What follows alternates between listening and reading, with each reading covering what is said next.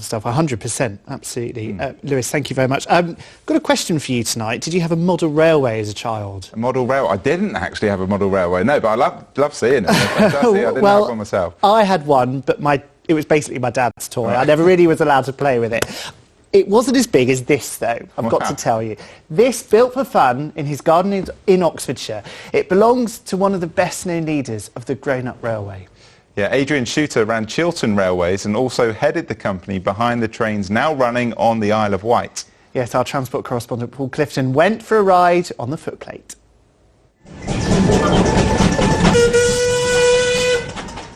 Bonkers.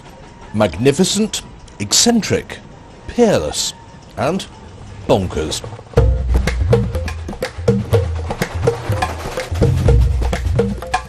This is a recreation of the Darjeeling Himalayan mountain railway, tucked away in a garden in rural Oxfordshire. Complete with a genuine locomotive from the real railway in India, built in Glasgow with the oldest working locomotive boiler in the world. It's one of the sweetest engines I've ever had the privilege to drive. Because it's so old, I mean, Victorian era technology, it's not complicated. It's not got all sorts of fancy gizmos on it. You give it plenty of steam and it just digs its heels in and goes. And that makes it great to drive. It doesn't faff around.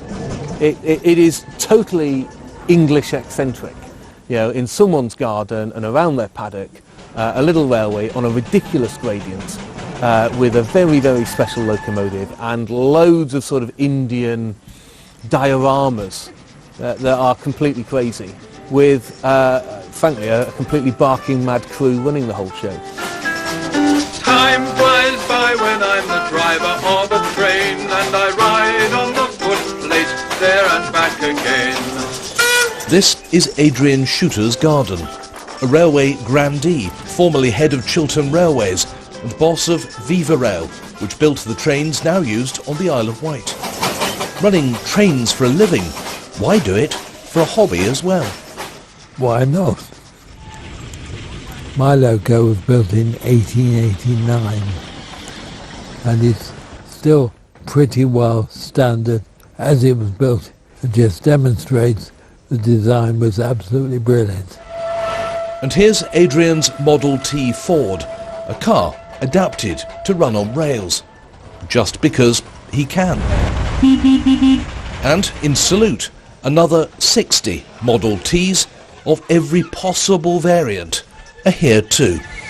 Oh, it's amazing. It's absolutely amazing. We just live for getting out. I think it's fantastic. It's a bit mad, yeah. It's been snowing and we're in an open car.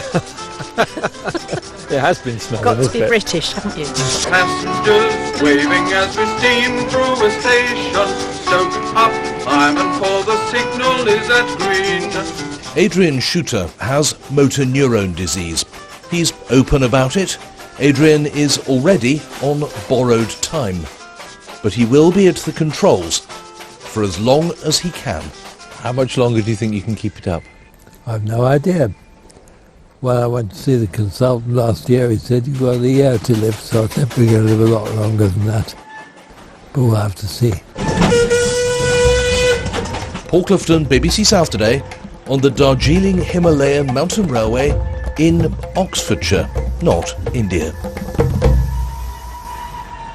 Oh, it's amazing. Amazing, absolutely wonderful. Alexis joins me for the forecast now. It seems a bit strange. 2 weeks ago I was wearing shorts and t-shirt. Yes. Friday evening I was wearing my woolly hat. It is a weather roller coaster at the minute, isn't it? It is, yeah. We're fairly mild at the moment, although there has been a brisk breeze today, but it's getting colder, would you believe it? And then up again next week. Let's take a look at your weather pictures. It was a cloudy start to the day in Newbury. This picture was taken by Simon Trevors. Yes, robins are widely known as the gardener's friend. Look at this one. Wow. And here's one lending a hand with a bit of photography in Stubbington and telling Barry Webb to tweet the picture. Very good. John and Jean sent us this shot shot of lambs in the sunshine in Church Norton.